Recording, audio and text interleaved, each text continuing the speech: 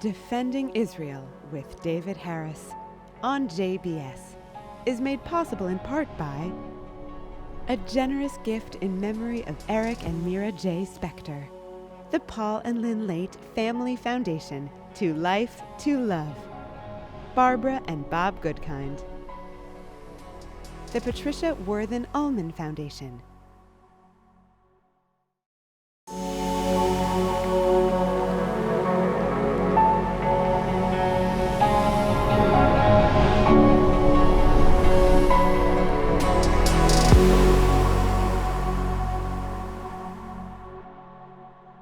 Hello JBS viewers, I'm David Harris and welcome to Defending Israel. Back by popular demand, Arsen Ostrovsky. For those of you who may have missed the show a few months ago, Arsen is a fierce defender of the State of Israel and the Jewish people. He's connected with the International Legal Forum, about which you'll learn in the next few minutes.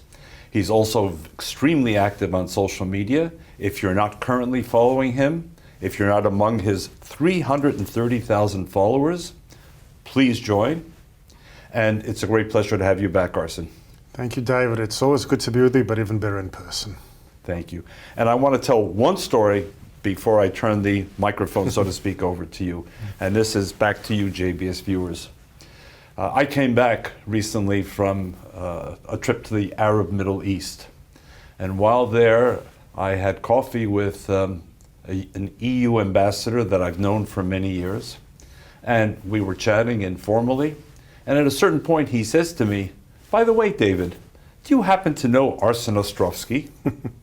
And I thought, a European ambassador in the Middle East asking me about Arsen Ostrovsky? And I said, actually, I do. I know him fairly well. And he said to me, "I read everything he says. I take it all very seriously." Now, that is impact.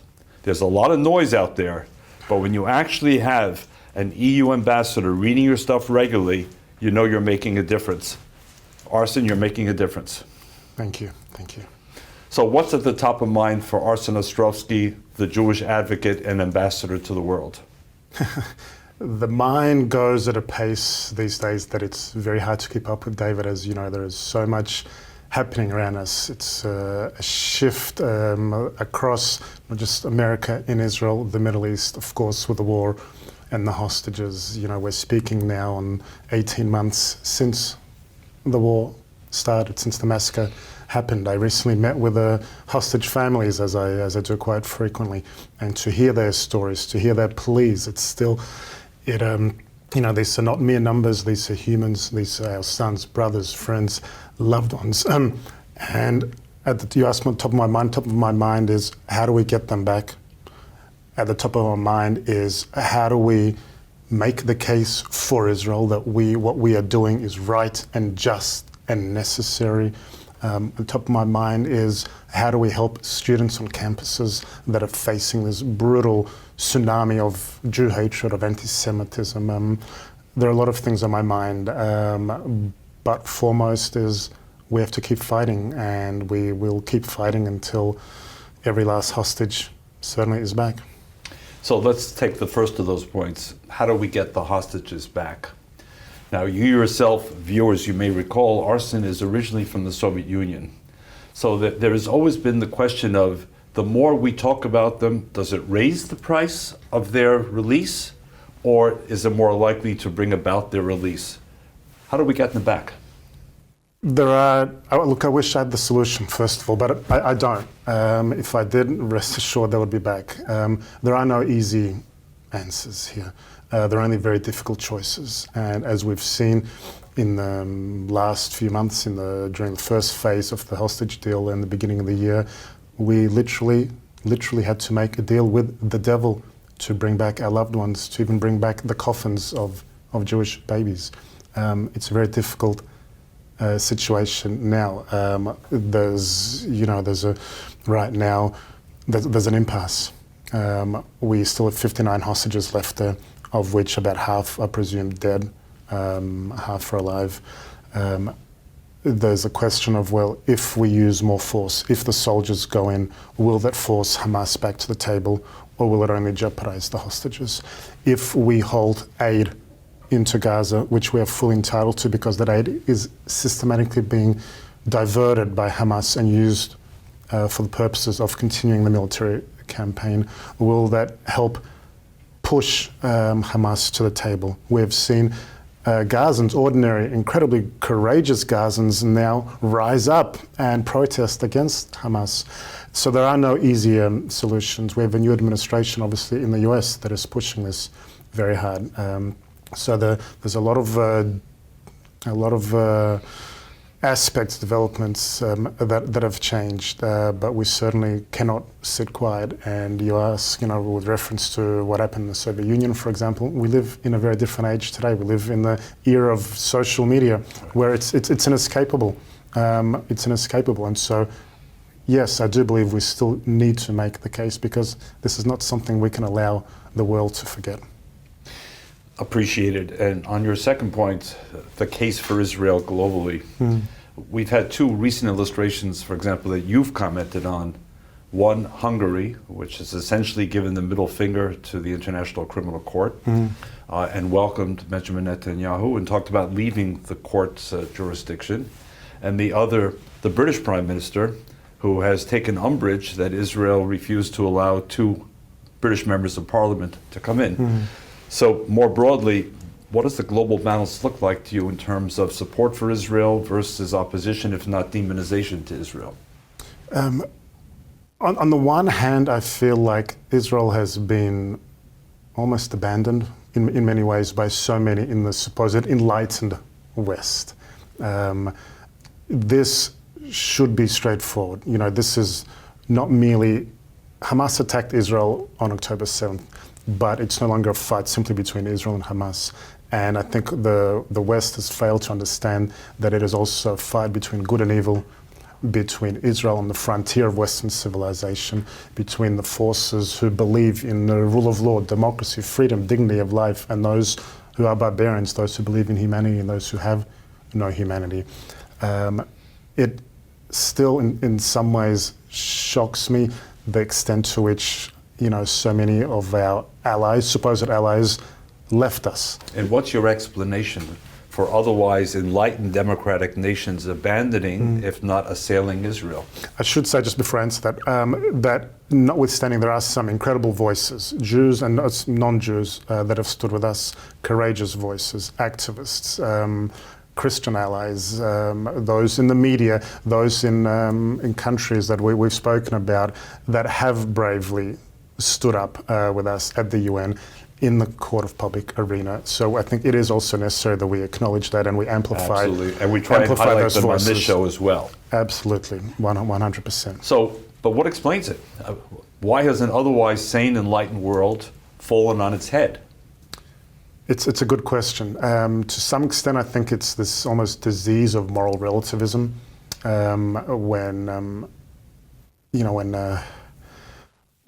this inability to distinguish almost between good and evil. It is this warped version of David and Goliath. It is the role of the media that shapes narratives. It is the perversion of the legal discourse, which obviously is something we're intimately familiar with. I want to come back to that. Yes. So I think all of these sort of things, they shape opinions, they drive narratives, and they determine how otherwise enlightened actors respond or not respond. The way we see Israel being systematically singled out. You spoke about the British government. I think that was tremendously clear in the last few days as well. Just the other day I saw an interview with Prime Minister Keir Starmer. It was actually in response to the issue of the tariffs, but he said that it's not for us to tell other countries how to act, what they should or shouldn't do. And I thought, absolutely. Except. Except. So there's always that but. There's always that exception, which is systematically applied to Israel. Now, you have also recently written an op-ed in the Jewish Chronicle that potentially points to yet another factor in this, and that is Qatar. And in fact, I think you wrote the article based on the visit of the Qatari leadership to London. So talk to us about the role of Qatar, which has been a topic of conversation on this show more than once. You know, there are those who believe that Qatar is some kind of force for good. Qatar is a force for good in as much as, you know, a matchstick is a tool for fire safety. People talk about Qatar as being some kind of honest broker. They're anything but that, and we need to be very crystal clear about that. Qatar is a primary sponsor of both Hamas and the Muslim Brotherhood. The ideology, the extremist Islamist ideology that underpins this kind of jihadist thinking. They are the purveyor of propaganda through Al Jazeera. You know, and we have to be mindful. You know, the hostages, I believe, could have come out much sooner were it not for Qatar, because I think they are prolonging this for their own self-interest. And in the meantime, they are pouring money, and it's almost a bottomless checks. You ask sort of, you know, why, for example, the UK did what it did. You know, the few weeks prior to the Prime Minister's meeting with the Emir of Qatar, invested $1 billion in Britain. There are parts of London that are called Little Doha. Doha being the capital of Qatar. Correct. And they are buying up property, buying up educational institutions, not just in Europe, we know very well here in the US as well. Right. The research of ISCAP has shown the follow the money trail to American higher education. Absolutely, and it's been instrumental research, which certainly we relied on very much as well. So they are in this very much for the long game, and we need to be crystal clear, you know, that you cannot and we should also, by the way, behoove us not to mention the atrocious human rights record in Qatar itself. And then you have countries lecturing Israel on our compliance with international law by giving a free pass to Qatar. So those that do stand for the rule of law, those that do want to see peace, that do want to see the end of this conflict, that do want to see greater human rights in the Gulf, that want to see campuses here in the US and elsewhere free from this extremist ideology, we need to be very crystal clear and call out Qatar for the duplicitous and malign voice that they are.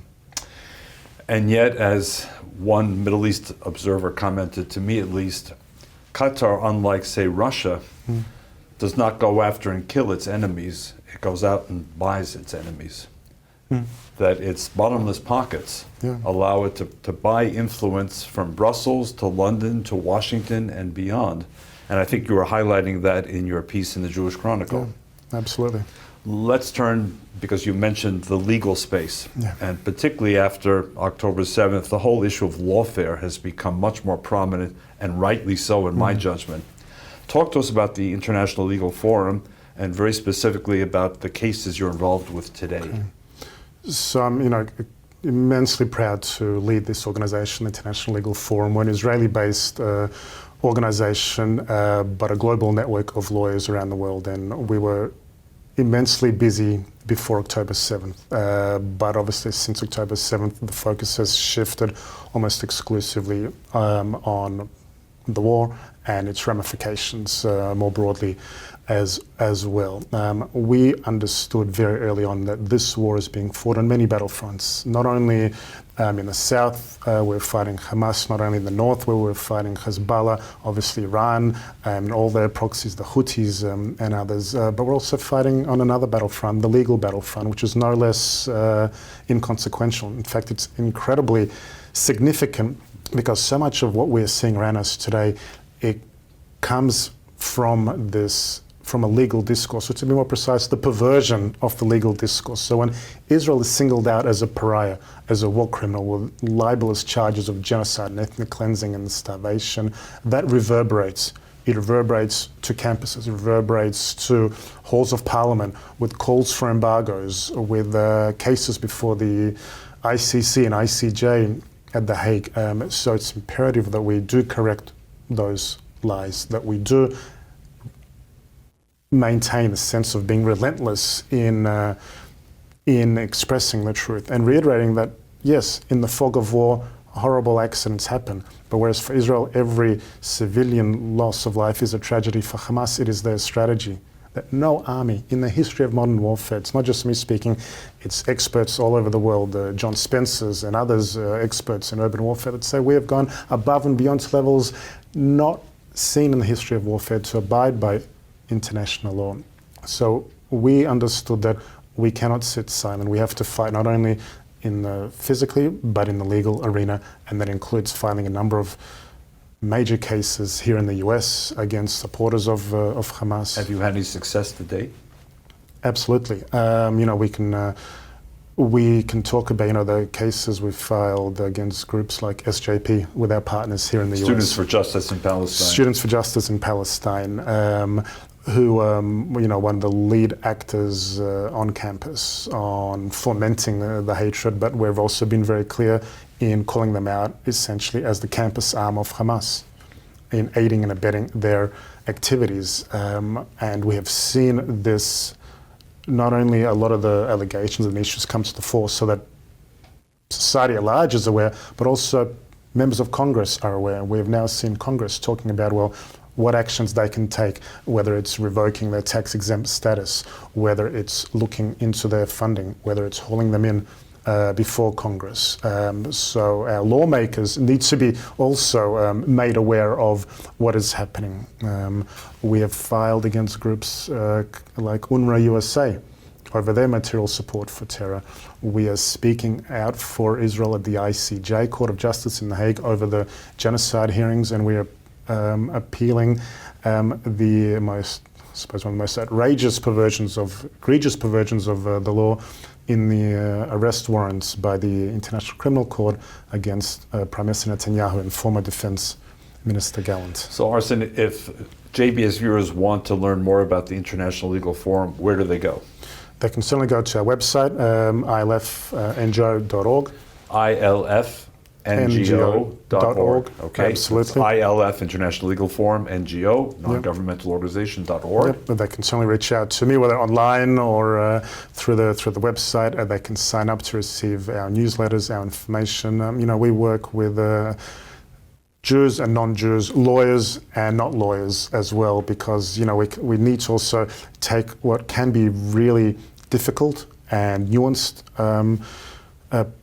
aspects of the law and also convey it in a way that also non-lawyers can understand, because so much... You yourself are a lawyer.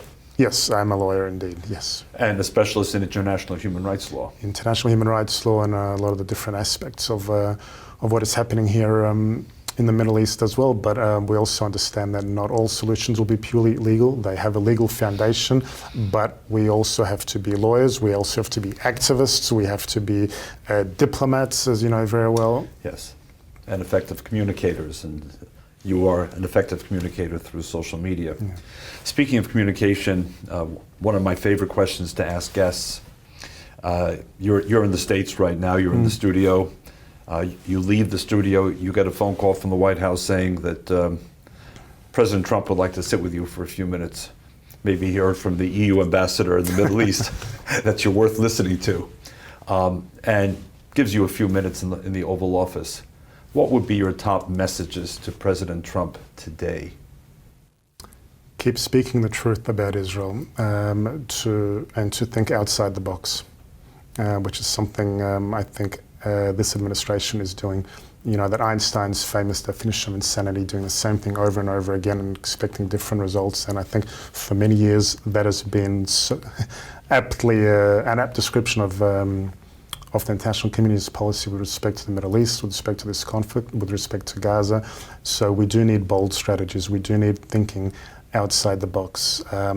But as an Israeli also, it's imperative to know that the United States is standing with us and will stand with us no matter what, that there is no daylight, that we are the number one ally of the United States and vice versa. So I think knowing that that bond is unwavering, is unconditional, I think matters a lot and has a tremendous impact, not just for us, but also for our allies as well and those broader, more nefarious actors in the Middle East who may seek to do us harm. So the administration is now roughly 2.5 months. I don't want to be too time specific because this has a long shelf life as a program, but do you think until now President Trump has shown signs of thinking outside the box and has created no daylight between Washington and Jerusalem? What's your assessment to date? On that, yes, absolutely. You know, on the creative aspect, we need to only look at his proposal on Gaza, on the relocation of Gazan civilians. You know, the people that have automatically jumped on. You were not appalled by that idea? No, not at all. You know, it's because I think there's so much misinformation and twisting about the proposal, people automatically started talking about forcible displacement or ethnic cleansing, and this is none of the like. That, of course, is an egregious violation of international law, but what he was talking about is creating circumstances necessary for Gazans to, should they choose to want to leave, to be able to do so. And, you know, if you look at, obviously, the Gaza right now, it's rubble. The entire area is destroyed. It's destroyed because of what Hamas did on October 7th, and it's continuing to do and use their own people as human shields. We have to be very clear about that.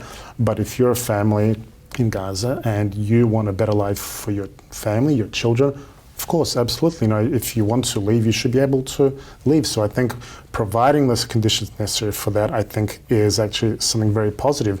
And on the contrary, I believe that those who are should be condemned for possible violation of international law here, or to be condemned are those that are insisting on the status quo, because by doing so, you are the ones that are putting civilians in Gaza at risk. You are the ones that are insisting they remain as human shields in active combat war zone. So I think on that, I think it's been creative, absolutely. Whether it's feasible or not is something very different, but the discussion has definitely shifted. Do you see any daylight between Washington and Jerusalem since January 20th? No, nothing major. Look, there'll always be, and I think, but this is significant, you know, there will always be differences, even amongst the closest friends, and that is entirely normal. We have certain views, perceptions, as does the US administration. The US administration has certain different goals and policies, and that's totally fine. But what I have seen is that even in the midst of there being differences, they're not being aired out in public. Mm-hmm. I see an unconditional expression of support for Israel. There are no buts, no exceptions. It's we stand with Israel, and it's being said loudly, proudly, and repeatedly. And again, it's important not just for Israel, it's important also for Americans to hear that, and it's important for everyone in the region to understand, and not least of which those who may seek to cause us harm. President Trump hasn't quite shown you the exit door from his office, so you're still sitting there, Arsen. And you haven't yet mentioned Iran in the context of a meeting with President Trump. Presumably you would, and if you would, what is it you might say to him? Look, you know, there's at the end of the day, whether it's Hamas, Hezbollah, the Houthis, it's Iran that is serving as this terrorist puppet master that's pulling all these strings. Iran is the ultimate head of the octopus in this case. They're a force of evil, not just in danger, national security danger, not just for Israel, but also for the United States as well. And I think we need to understand that loud and clear. And they're also one of the primary, if not the most primary cause of destabilization in the region as a whole. And of course, we know that they still insist on building their, not just ballistic, but obviously nuclear weapons. So I think it's imperative that the President, the US administration are very clear with them that they will not be allowed to build that weapon, that they will not be allowed to threaten neither Israel's existence nor any other country's existence. But do you have confidence that a negotiated outcome could lead to those results? I hope so, because the alternative... As opposed to military conflict? Yes, because the alternative is not something that I think we want to, that we are thinking about, but I don't think it's something any of us want to see. And I think the administration has been very clear that they want to give diplomacy a chance, and that's a good thing. How you negotiate, what you say, and the manner you say it in is obviously critical. Right. But diplomacy should always be the first option. War should always be the last option. But I think it's important the Iranians understand that if this fails, that there will not be an unlimited time frame, that the ramifications... Because they're very skilled at playing out the clock. Absolutely. Look, they are chess players, similar way as Qatar are. Very skillful. They are in this for the long term, and in doing so, it allows them, it entrenches them, it creates more havoc, more instability, more money going towards terrorist means. So I think it's also important that the US makes very clear that there is a very limited time frame on any negotiations should they arise, and that the consequences of a failure to reach an agreement that is acceptable will be grave. Well, that's one we may not have to wait all that long, because as we meet here in New York, negotiations between the US and Iran are starting in a short time, and we'll see which direction they take. I want to raise one last issue in our own limited time, and that is to dial back to October 6th, when Israel from outside looked extraordinarily divided over the judicial reform issue, with all kinds of dark predictions about the future of Israel and the fracturing of unity. Now it's 18 months after October 7th. Speak to the issue of Jewish unity and disunity and Israel's future. The one thing I'm 100% confident about is Israel's future. I'm not a stockbroker either. I cannot give you predictions on stocks except one: invest in the state of Israel, in the future of the state of Israel. There's a good tip, especially during a shaky stock market right now. You know what? If you invest in the long term, invest in the state of Israel, invest in the future of the Jewish people. What gives you that confidence? Because what I saw on October 7th and in the days after that has given me the most tremendous sense of inspiration. We talk about the younger generation. These are young people who left everything. There are those who got on first flight. They're sitting literally in the aisles to get back and fight. There are those who dropped everything they're doing from Tel Aviv and Jerusalem and in the country, took their pistol, took their gun, took their car and drove back and forth to rescue people. There are students, 18, 19, 20, 21-year-old, that are partying, that are on the gap year, that are at colleges. These ones are fighting for our nation's existence. I've seen the way people have rallied around the hostages, that have embraced them, that understand it, no matter how complex, how difficult, how painful this war is for us. We're still waiting to bury people. We're still waiting to bring them home. 59 hostages, we're still waiting to bring them home. But ultimately, we also understand that we're in this together, that we have no other country, no other land, and that we have to fight. There is no choice. But in as much as we grieve together, we fight together, we rejoice together, we will have disagreements. We will have disagreements about the future of whatever reform it might be, of who will vote for whom, but ultimately those who came on October 7th, they didn't differentiate whether you're left-wing, right-wing, secular, religious, Jew or Arab for that matter. They targeted everyone, which is why it's so important that we all stand back to that as well. And just in our remaining seconds, JBS viewers, I want to remind you that when Arsen's family left the Soviet Union, they settled in Australia, which at the time seemed far away from all these conflicts, a very safe space and a very good place to be a Jewish family. But you decided to make Aliyah from that promised land of Australia. Just in a few words, why, as a kind of last point in this conversation? Why did you make Aliyah, and presumably you have no regrets? I have no regrets at all. Why made Aliyah? In one word: Zionism. I'm a Zionist, and I accept absolutely there are different ways to express our Zionism here in America, in Europe, around the world. For me, it was in Israel. For me, it was a choice between watching history unfold or be there and drive my own destiny, my own people's destiny, to vote, to be there. It was a sense of belonging, of being part of this incredible story. And you went alone, did you, from Australia? I did. I went alone. At what age? Is this public viewing now? I was just over 30 years old. I went alone. I actually went from Australia through America, where I lived and worked, practiced in New York here as well. And then on to Israel. And then on to Israel, and now... And no regrets. No regrets. I get asked that every war. don't you wish you were back in Australia? And you know what? I love Australia. It's certainly very different from Australia today. It is. That's for another discussion, but I don't regret it for 1 second because I am where I belong with my people, my country. And we have to end it there on that beautiful note. JBS viewers, you've just heard from Arsen Ostrovsky. Learn more about the International Legal Forum. Follow him on Twitter or X. Be one of the 330,000 plus people who listen and read Arsen Ostrovsky each and every day. Arsen, thank you for being with us. I'm glad you could be in the studio. JBS viewers, this is David Harris defending Israel and looking forward to seeing you again next week.